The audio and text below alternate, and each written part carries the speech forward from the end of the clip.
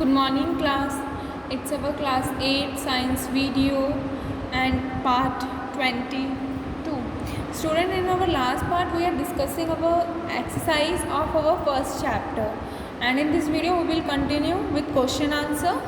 Okay, so you have to open your book and take a pencil so you can easily write the answers.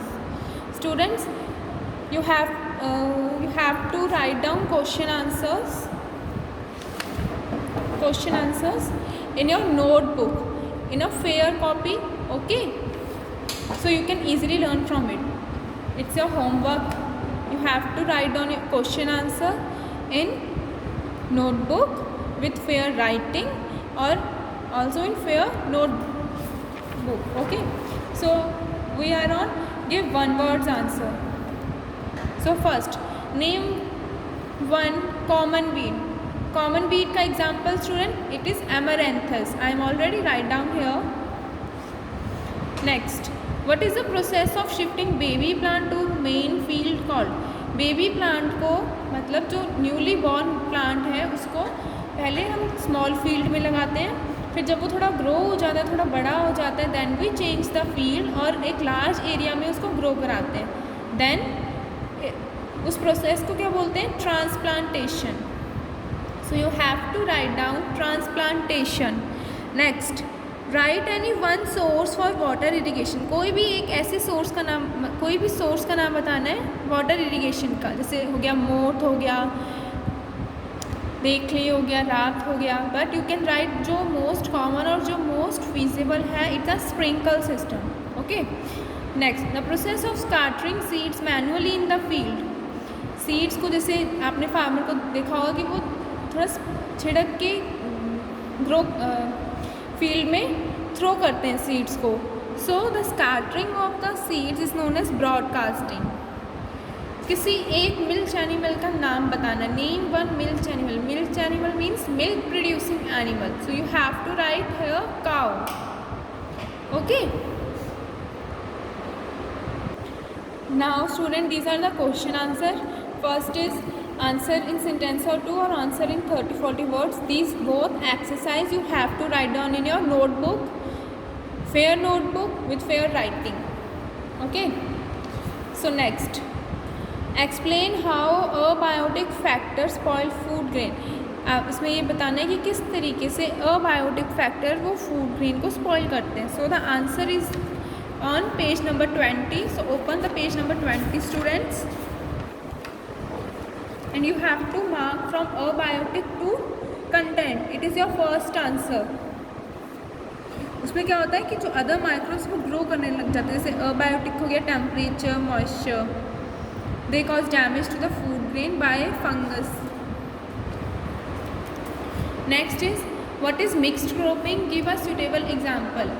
Mixed cropping क्या होता है और आपको example देनी है, which is on page number 13. So you have to open the page number 13 student of your book. On page number 13 the answer will be, you have to listen very carefully because you have to write down in your notebook. So first you will write it is a. Next you will mark from here method. Method से लेके आपको season तक लेना है, mark करना है. Next ये हो गया मिक्स्ड क्रॉपिंग क्या होती है.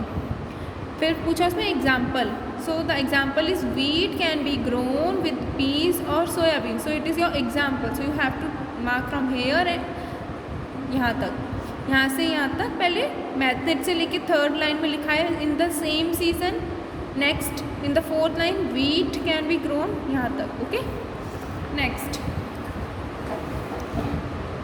Right any 2 point of difference between manure और फर्टिलाइजर. मैन्योर और फर्टिलाइजर में डिफरेंस बताना है, which is on page number 15. So open the page number 15 student.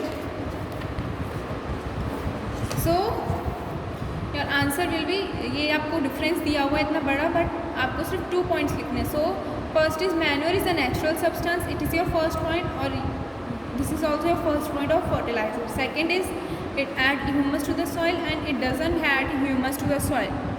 So it is 2 points of both manure and fertiliser. And आपको ये किस तरीके से लिखना है, ऐसी ही चार्ट फॉर्म में लिखना है स्टूडेंट. ओके. एक साइड पे आप लिखो लेफ्ट हैंड साइड पे लिखोगे आप मैन्योर, और फिर राइट हैंड साइड पे लिखेंगे आप fertiliser in your notebook. Then manure में आपको ये 2 पॉइंट्स लिखने हैं, नेचुरल सब्सटेंस और ऐड ह्यूमस टू इट, और सेकंड में आपको fertiliser is an organic salt, next आपको it add humus to the soil. Okay, next है डिस्टिंग्विश बिटवीन खारिफ और राबी क्रॉप। आपको खारिफ और राबी क्रॉप के बीच में डिफरेंस करना है, which is on page number 9।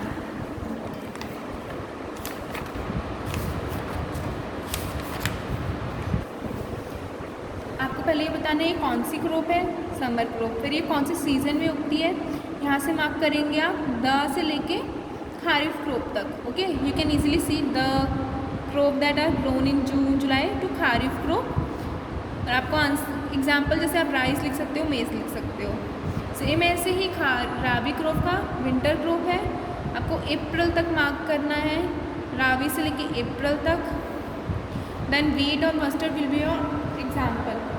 Students, you have to write down this question answer in your notebook. Okay, I am explaining you the answer कि वो कौन से पेज पे हैं, कहाँ से कहाँ तक मार्क करना है, so you can easily understand and then you have to write down in notebook. मैं आपको बार बार रिपीट कर रही हूँ in fair copy with fair hand writing. Okay,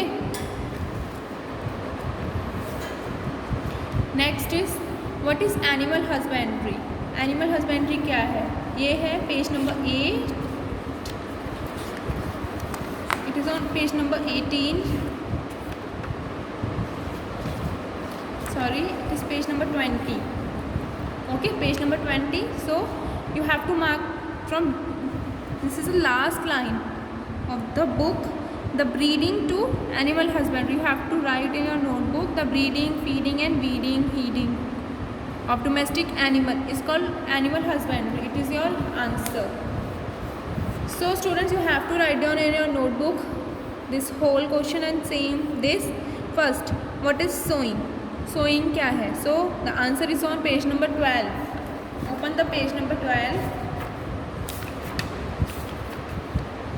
and you have to mark from here the process to sowing। और इसमें आपको 2 मेथड्स भी बताने हैं, first broadcasting and by using drill. बस ये 2 नेम लेने हैं एंड आपको मार्क कर लिखना है the process of placing seed से लेके सोइंग तक। Okay, next, why it is necessary to sow seeds, एक अप्रोप्रिएट डेप्थ और डिस्टेंस। वाई, आपका आंसर होगा for proper growth of roots, एक रूट्स की प्रॉपर ग्रोथ के लिए और फॉर वाटर होल्डिंग कैपेसिटी के लिए। Okay, next, name the tools used for sowing. कौन से टूल्स हैं जो सोइंग में यूज होते हैं? So you have to write down seed drill. Next, write short note on weeding, thrashing and winnowing. It is page number 19. So open the page number 19 and you can see your answer will be here. First, thrashing. So आपको thrashing का mark करना है the process of separating से लेके threshing तक। आपको एक example भी देनी होगी कि कौन सी मशीन यूज्ड होती है। Next, winnowing, the process of separating grains from shaft as winnowing तक। ओके, नेक्स्ट क्वेश्चन था weeding which is on page number 18।